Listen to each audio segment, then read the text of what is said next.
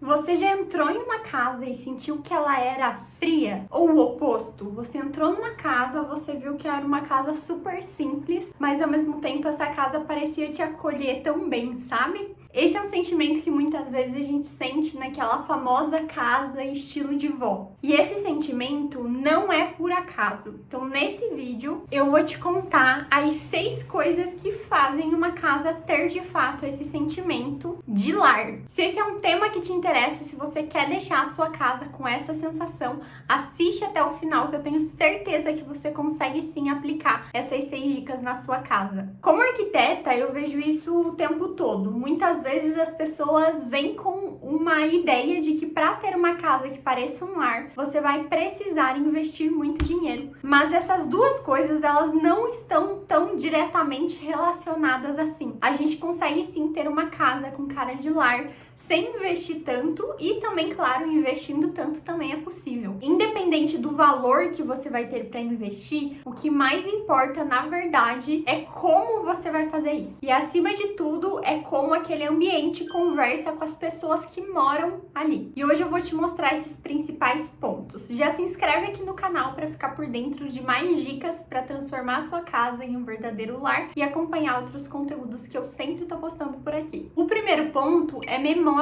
e identidade. A sua casa, ela precisa ser um memorial de quem você é. Muitas vezes a gente quer construir uma casa, preenche o nosso Pinterest de referências de casa de outras pessoas. A gente não sabe exatamente o que a gente gostou naquela referência, a gente só sabe que a gente gostou de alguma coisa ali. E a gente não tem nenhuma ideia de como que aquilo vai estar relacionado ou não com a nossa personalidade, com os nossos sentimentos, em como a gente quer se sentir como pessoa também. Isso faz total diferença. Aqui no meu escritório de arquitetura, um dos passos para a gente fazer um projeto é um briefing muito bem alinhado. E uma das etapas desse briefing é justamente um teste de temperamentos, que é basicamente um teste de personalidade em que eu, como arquiteta, vou entender melhor você como cliente. Então, vou saber como você costuma reagir às coisas, vou saber qual é a sua personalidade, o seu temperamento, e a partir disso eu vou conseguir fazer um projeto muito mais assertivo pro que você precisa e não só pro que você acha bonito, sabe? Então o seu lar, ele precisa contar a sua história. Você precisa ter memórias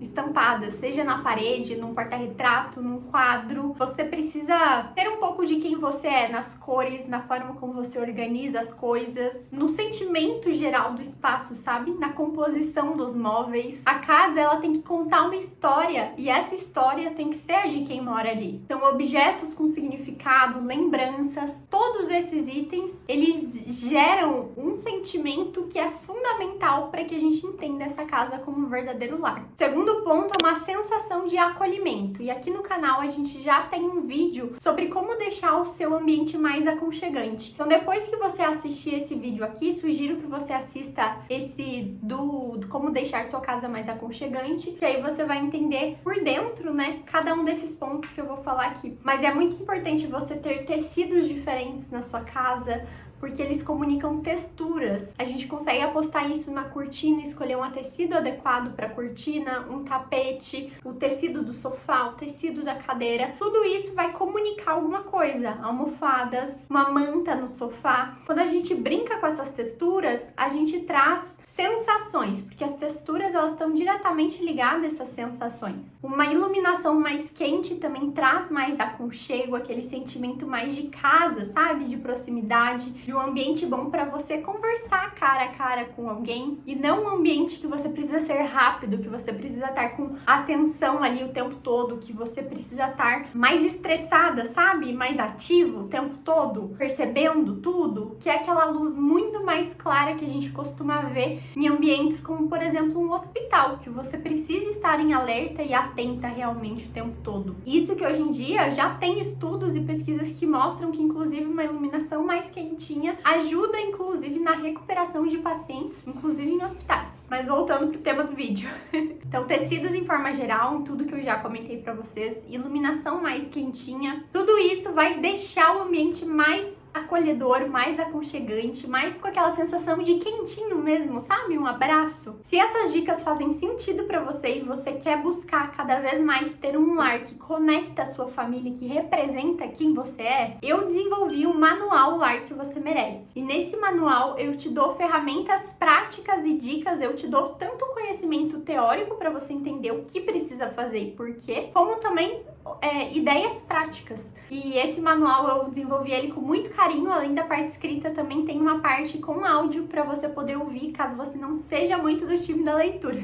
Vou deixar aqui na descrição do vídeo. Aproveita, que é realmente uma ferramenta que vai te auxiliar muito nesse processo. O terceiro ponto é a organização visual. Quando a gente tem muitos itens acumulados, uma coisa em cima da outra, isso cansa, traz um sentimento de desordem, e desordem não está ligado a um ambiente aconchegante, a um ambiente que te acolhe. Aqui a gente precisa ter um cuidado, porque também a gente precisa buscar um equilíbrio e um meio termo. Uma das ferramentas que a gente usa para conseguir encontrar esse equilíbrio é a organização de fato. Então é importante você ter objetos decorativos, ter itens decorativos, mas você precisa que eles estejam armazenados e organizados de uma forma que pareça visualmente agradável para você. Uma dica muito interessante é usar objetos em trio. Isso geralmente funciona. Então, se você quer deixar ali um acumuladinho de coisinhas, tenta colocar 3 objetos e tenta brincar com eles, seja em alturas diferentes ou todos têm alguma cor em comum. Tenta achar algum padrão e deixar esses objetos juntos. Geralmente traz ali um conforto visual mais adequado do que, por exemplo,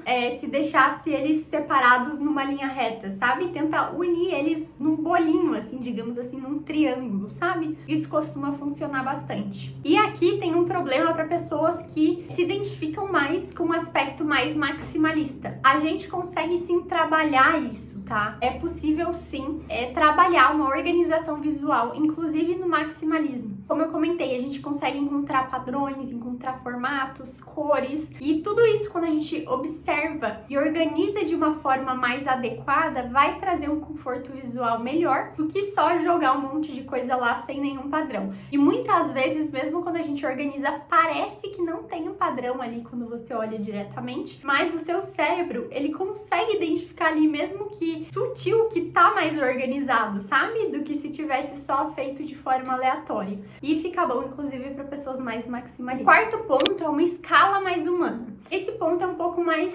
técnico, mas, por exemplo, aqui a gente analisa muito as proporções do ambiente. Claro que hoje em dia, cada vez mais temos espaços menores, mas principalmente para caso você tenha uma sala bem grande, aquelas salas de mais de um ambiente que estão bem integradas, o tamanho do sofá, por exemplo, é algo que pode acabar afastando as pessoas ao invés de aproximar. Esses ambientes que têm o pé direito muito alto, a gente sempre precisa de um cuidado maior, porque é um pouco mais desafiador trazer essa escala humana e esse sentimento de aconchego, proximidade e de lar. É possível sim, novamente, a gente consegue, a gente tem ferramentas, a gente vai testando nos nossos programas de arquitetura até chegar no resultado visual agradável, mas é mais desafiador e é mais difícil. Então, se você se identifica com algum desses exemplos, seja um pé direito muito alto ou um ambiente muito grande, saiba que vai precisar ter um pouquinho de mais cuidado e geralmente tentativa e erro ali para achar esse equilíbrio. Ou, claro, né, contato um profissional que vai facilitar bastante a sua vida. Mas sempre pensar no uso humano, então não perder essa noção da escala realmente de uma pessoa, que é a pessoa que vai estar usando aquela casa. Novamente, as casas são feitas para pessoas.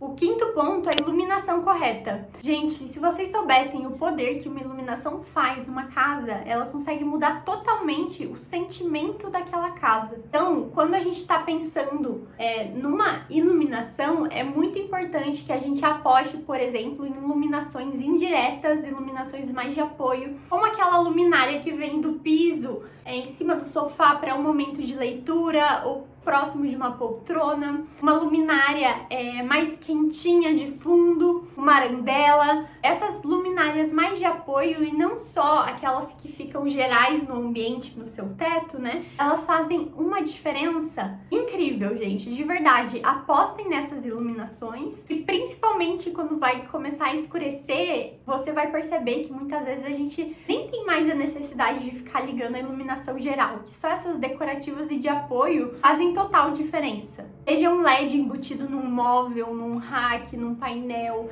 tudo isso traz um sentimento de aconchego muito agradável. O sexto ponto é vida no espaço. E isso pode parecer um pouco contraditório com aquele outro ponto da organização. Mas a gente precisa encontrar esse equilíbrio de mostrar que tem vida ali, mas que também não é caótico o espaço. Então é legal quando você tem um livro apoiado no meio da sala, às vezes até aberto, para mostrar que tem alguém lendo ali, tem alguém usando aquele espaço. Uma xícara de café, às vezes, vez ou outra, em cima de alguma mesa, não vai fazer um estrago no ambiente. O óculos apoiado, a manta no sofá, claro que, como eu comentei, a gente precisa dosar tudo isso para daí não acabar ficando uma bagunça. Tudo vai depender muito do tamanho do seu espaço, da disposição do seu espaço, da combinação com o todo, se ele já tem muitas outras informações de cores, tecidos e tudo mais, ou se é um espaço que falta isso e aí você consegue compensar com esses objetos. Então é muito importante a gente buscar esse equilíbrio. Inclusive, se você quer auxílio para entender como encontrar esse equilíbrio,